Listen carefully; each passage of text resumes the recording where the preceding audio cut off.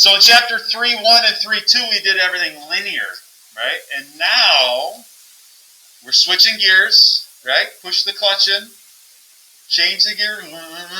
Now we're going to chapter 3.3, which is quadratics in their models. Okay, so last two sections was linear. Now we're doing quadratics. We're looking probably at parabolas, right? We're looking at the U's. Now, the nice thing is the first 5 things I'm going to do today is all review from chapter 2.5. Okay, and if you're taking the retake test, either later today after this period or later tomorrow after this period, this will be great review for y'all. So as I take a look, I've got y equals a x minus h squared plus k. This is called transformational form, just like we saw in section 2.5, but now instead of b and c, we have h and k. Okay? Now we said anything in parentheses is a shift left or right. And we always said opposite of what you see. So if you see like x minus 3, it's moving to the right. And if you see like x plus 3, it's actually moving to the left 3 units. So it's always opposite of what you see. The k value is the vertical shift. It moves everything up and down. Okay, so our vertex is what we call the h and k now. And then we have an a value. The a value is what we call the vertical stretch. So that a value is bigger than 1. If it's 2 or 3 or 4 or 5, it's getting stretched vertically, going up faster and faster. Now think of a marshmallow. If I take a marshmallow and I start pulling on it, it's going to get stretched vertically, and then horizontally it's going to get kind of sucked in, right? It's going to look thinner. Versus if a is a fraction, like 1/2, 1/4, 1/3, what have you. That's what we call vertical compression. So it's going to get compressed vertically, which is going to basically, think of a marshmallow. If I take a marshmallow and smush it vertically, it's going to kind of get stretched horizontally. It's going to smush and get wider, right? Okay, same idea. Your parabola will look wider if that a value is a fraction. Last but not least, we talked about if the a value is positive. This is a big one.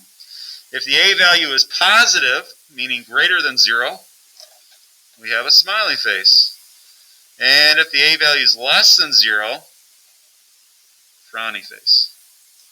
Okay? You guys see the actual faces there? You see the eyes, the nose, and the smile? Yeah? Oh, man.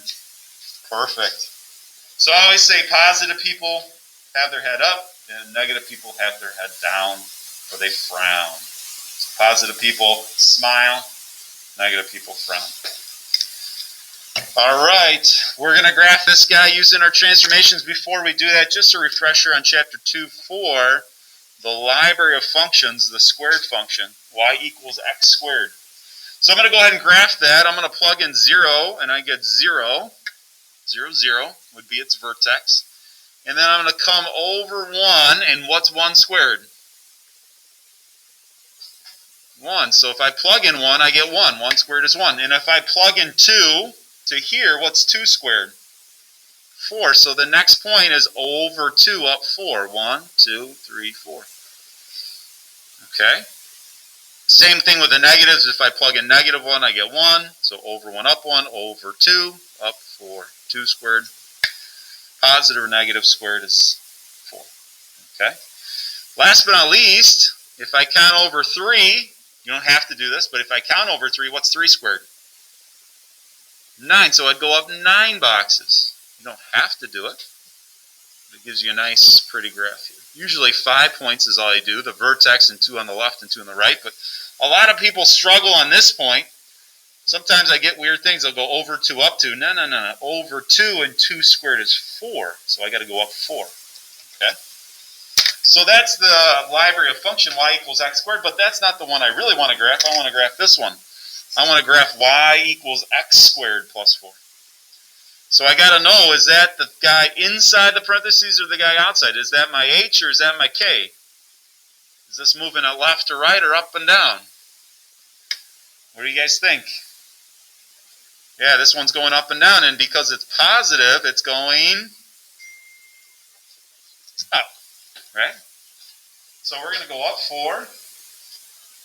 So my vertex is at 0, 0. Now I'm going to go up 1, 2, 3, 4.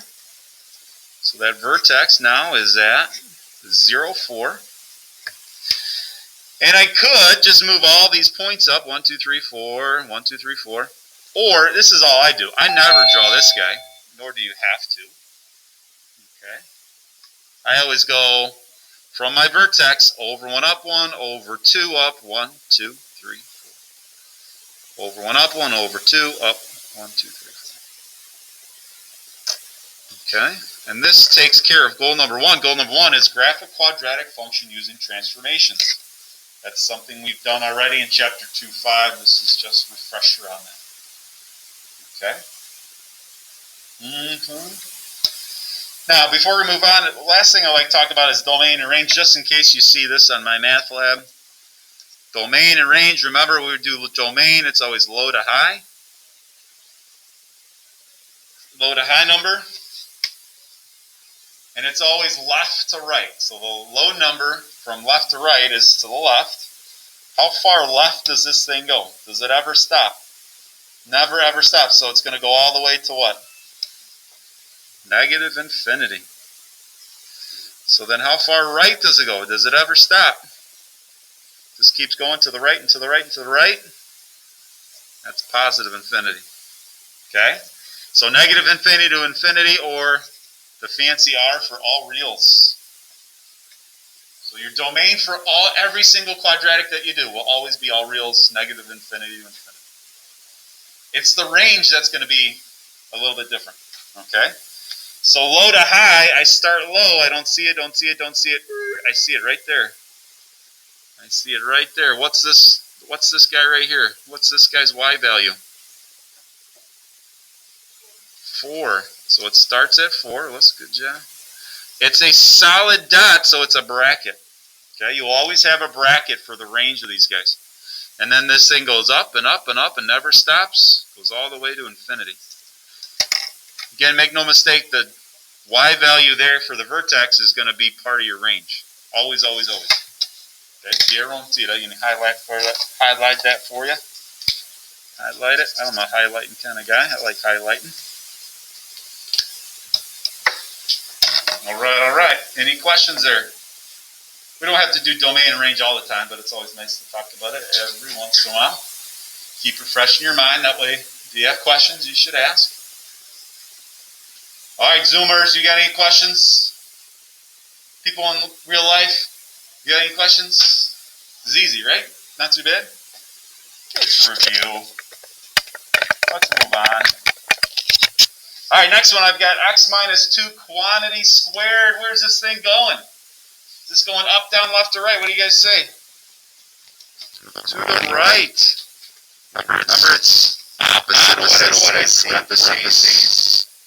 Okay, so if I see x minus 2, then my vertex is at positive 2. This thing's not going up or down at all, so it's just going to stay at 1, 2, 0. You don't have to do that library of functions. You don't have to graph y equals x squared from now on. I'm just going to follow its pattern. Over 1, up 1. Over 2, up 1, 2, 3, 4. Okay? Goal number 2 says we're going to identify the vertex and axis of symmetry. You guys know what symmetry means, right? How would you guys explain symmetry? What does it mean to be symmetric? Jackson says same on both sides, right? So if I look at my face for the most part, right, there's a line of symmetry. I got eyes on both sides. I got my eyebrows if I don't shave them off, right, on both sides, right? Same thing with this one. There is a line of symmetry that goes right through the vertex, and that line of symmetry is at x equals 2. Okay? And now, if this guy is 1 away from that axis, it's going to be 1 away. Over 1, up 1. This one's 2 away, so it's going to be 2 away. Over 2, up 4. Okay? It's going to be the same, like Jackson said, the same on both sides. Perfect. And now I've got my pretty graph. Okay? So that's like a little preview of what you're going to see for example 7. We're actually going to find the axis symmetry. There's a little formula we're going to use and use that to graph. Okay? But we're not there yet. Okay? We'll get back to goals 2, 3, 4, and 5 in a little bit. So I take a look at the next one. I got example 3 for everybody who has my notes. So I got x plus 3 quantity squared minus 2. Which way is this one going? Nick, what do you think? This one's going down 2. And he said left 3. Perfect. So again, opposite of what you see in parentheses. If you see x plus 3, it's really minus 3 for h. And k is what it is. It is what it is. Negative 2. Okay, this is like a, I don't know, a little trick-or-treater in a little, I don't know, costume, right? His costume is x plus 3, but he's really a minus 3 underneath, right? And then this one is what it is. It's like dad walking around with their kids, no costume. I don't know, that's probably a bad analogy, but I always wear a costume when I go trick-or-treating. Are you guys going trick-or-treating? No? Corona time, right? Alright, so I got my vertex. I got negative 3, negative 2. Which way are we going? We graphed it now. I got to graph 2 more points. 2 on the left and 2 on the right. Here's my vertex. How do I do the next 2? What was that? Over 1, up 1, over 2, up 4, because 2 squared is 4. 1, 2, 3, 4. It's symmetric. You guys know that It's Electric song? It's symmetric. Dun, dun, dun, dun, dun, dun. It's symmetric. Same idea. Over 1, up 1, over 2, up 4. Boom. There's my graph. Domain would be all reals. Range, in this case, would start at negative 2 and go all the way up to infinity. Easy peasy? Okay. Well, if that's easy, then we get to number 4, and then all of a sudden, we stop. The problem with number 4 is this is in general form, and we want to graph these things using transformations. We want it to make it look like this, x minus h squared plus k. Right? We want transformational form. And this is something that we saw in 2.5, day 2. We saw this on the last question of our test. And some of us did this very well and some of us did not. So if you're taking that retake test today or tomorrow after 9th hour, oh man, better be paying attention. How do we get this to look like that? How do we get that quantity squared? Do you guys remember?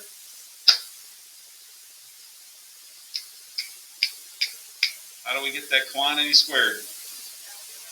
We're going to do some factoring. We got to do what? How do I get a quantity squared? We need to. People at home, you can use your microphones. People in class, you can use your voices. Cynthia says, ding, ding, ding, complete the square. You guys, I told you it doesn't go away. Every chapter you see completing the square. It's not a very good square. Let's see if I can type square. Maybe that's why you guys think it's rhombus. You think it's like complete the rhombus. Alright, I take my b, I divide by 2 and square it. I'm assuming we know I'm talking about ax squared plus bx plus c, right? Now before I do that, I always move the constant over. I always subtract this guy over. So I've got y minus 9, and then I've got x squared minus 6x. So what's my b, y'all? Yeah, the number in front of x, right? So I take negative 6, divide it by 2, and then square it. So what's negative 6 divided by 2 squared? Negative 3 squared is 9er. Awesome. Whoa. Whoa, if I had 9 pounds over here, I gotta do it over here, right? So if I add it to one side, whoa, I gotta do it to the other side. Okay, and then Cassidy says we got to factor, right? Cassidy said we're gonna factor today. So we go back and we factor. Teach me how to factor. Teach me how to factor. Everybody factor. Everybody factor. Show you whoop when you factor. Factors of 9 that add up to -6. What do we got? What do we got? I just called you Cassidy. It's Isabel. Sorry, Bella. Do you prefer Isabel? Bella. Okay, Bella. All right, Bella. I'm looking at the orange side, not the blue side. Bella. -3. Perfect. That's why you're looking at me all funny. That's x minus 3 squared. Perfect. Okay. And then Emily, I got y minus 9 plus 9. What's going to happen there? Yeah, they just cancel. So we got nothing. There you go. We got it in transformational form. Okay. Now, it just so happened on this one, if you tried factoring right away, it would give you something in quantity squared form, but that doesn't always happen. So it's best if you see it in general form than just to complete the square and be done. Vertex, opposite of what you see. So 3, 0. We know this is going to the right 3 units. So from 0, 0, 1, 2, 3. And then it follows the pattern. Over 1, up 1, over 1, up 1, over 2. Over 2, up. 1, 2, 3, 4. Over 2, up 4, because 2 squared is 4. Over 2, up 4. Nice, pretty graph. Look at that.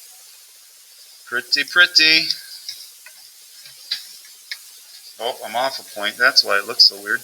Not so pretty, pretty. That's better. Sorry about that. Don't worry about this part. All right, all right. Do we have any questions? All right. I'm going to give you guys, I'm going to skip over 5. I'm going to go right to 6. All right, so ladies and gentlemen, so I've got added the 15 over. So I've got y plus 15, leave some room, equals x squared plus 2x. We're going to take our b. We're going to divide by 2 and square it. And I saw Jackson back there took the b, the 2. He divided by 2 and squared it, and he got 1.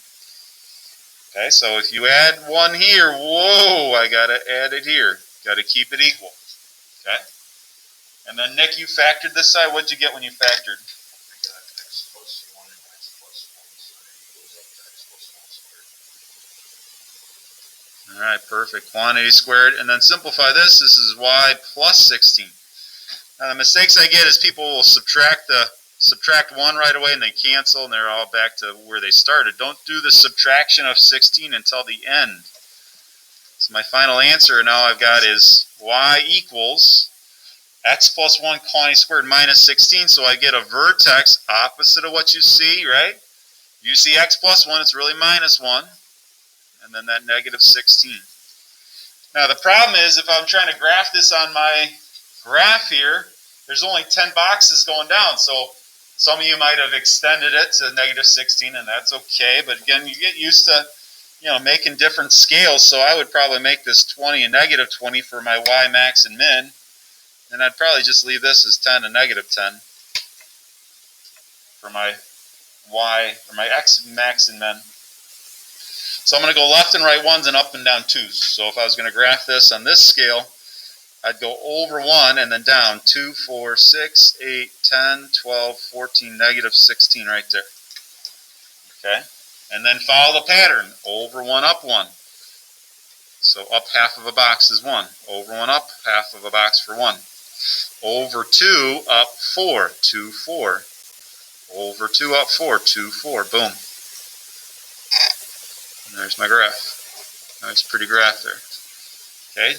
Domain all reals range would go from, what, negative 16 to infinity? Okay. You guys have any questions with 6? So, completing the square, not terrible, but it is a little extra work, but it's not terrible. Once you get this, it's pretty easy to graph. Okay? But a lot of us don't like completing the square, even though you have to be able to do it. There's another technique, okay? And that's the last thing we got to do for today. I'm just going to do example 7 for today and finish the rest for tomorrow. It says here we're going to find the equation of the axis of symmetry, and then the coordinate of the vertex, and then graph it, okay? So axis of symmetry, or AOS I use for short, is just a little formula where you just got to plug and chug. So I get x equals negative b over 2a, okay? And you've probably seen that before. An old set of notes. You've probably seen that formula before. You remember this one, x equals negative b plus or minus the square root of b squared minus 4ac all over 2a. This guy right here is the axis of symmetry in disguise right there. Okay? Alright, so you have seen negative b over 2a, and again, I'm assuming you all know I'm talking about this. If I have y equals ax squared plus bx plus c, we know the a value is the number in front of x squared and the b is in front of x. Okay? Alright, so I got example 7, I got y equals x squared minus 2x minus 3. I could complete the square here, but I don't want to do that. I want to try something else. Okay? So I'm going to use this axis symmetry formula. But I need a and I need b. So what do you guys have for a value? Online, I'd say show me the finger, but 20 fingers might give me a middle one back here, so I don't want that. Right? What do we got here? 1. Fantastic. So this is 1x squared, and then b is what? Negative 2? And now it's just plug it in. Use your axis symmetry. Again, quiz or test, you might want to have this highlighted, boxed up, starred up. Highlight it. You can use that on quizzes and tests, right? It's Corona time, you can do that. Alright, I got the opposite of b is negative 2, and I have 2 times 1. And I simplify, and negative 2 is 2, 2 times 1 is 2, and 2 divided by 2 is 1. So I have my AOS, my axis symmetry is x equals 1. Now my vertex, I know, is a coordinate point that is on the axis symmetry. So the axis symmetry is a vertical line. I usually use a dashed line when I graph it. And I know that's x equals 1. And then somewhere on this line lies my vertex. I have to find it. And then for me to find it, I have to find the y value. So do you guys have any ideas on how to find the y? Ding, ding, ding. Melissa says plug it in. I have my equation right here. If you want to, you can make a table. Don't have to. Just plug in 1. And if I plug in 1, I've got 1 squared minus 2 times 1 minus 3. So that's 1 minus 2 minus 3. And what is that? Negative 4? You guys okay with that? So I know my vertex is over 1, down 1, 2, 3, 4 right there. Okay. From there, I can go through and I can plug in more points if I want. Or just remember your pattern. You know your a value is 1, so it's going to follow the over 1, up 1. Over 1, up 1, over 2. 1, 2, 3, 4. Over 2, up 4. Symmetric, it should be the same on both sides. You got a nice pretty looking graph there. And there you go. Okay, now some of you guys have a lot of stuff going on. You got other homework you got to do. You want to do this a little faster. Sometimes you make silly mistakes. You don't have time for mistakes. Well, calculator is also very helpful on these. Okay, so if you go to your calculator and you turn on y equals, and this is the last thing we're going to do for today. If I plug that in, I got y equals, I've got x squared X is next to the alpha. Squared is down here on the left. Right there's x squared. So I've got x squared minus the big minus sign, not the little one. The one above the addition is what I'm using. 2x and then minus 3. So I've got x squared minus 2x minus 3. Let me know if you don't get this. I'm going to graph zoom 6. Okay, I'm going to graph zoom 6. Now sometimes when you guys graph, you get an error message. You get an error dim mismatch. And that might be because if you go to y equals, you might have your plots on. So sometimes if you're graphing, you have your dots on, or you get an error dim mismatch. Go to y equals, go up to plot 1 and make sure it's off. Okay? And the way to do that is just press enter, that turns it on, and press enter turns it off. Okay, so I graph, and there's my graph. Okay, we just got done with scatter diagrams. Sometimes you guys leave that stuff on, right? So you want to turn that off if we're graphing non-scatter diagram stuff. All right, I want to find that guy, right? We said that x value was 1. So I've done all this quick work. Now I can just go second trace value. Second trace value number 1, I get negative 4. And if I want to verify all the other points, right? If I want to verify, hey, what'd you get at 0? We got negative 3. That's what we had right there. What did I get when I got negative 1? Yeah, buddy, I graphed it right. Right? So I can graph 2, that's negative 3. I can press 3, that's 0. Perfect. Okay? So use your calculator as you're going. That's going to help you out, especially instead of doing all the plugging and chugging. It will do all the work for you. Okay?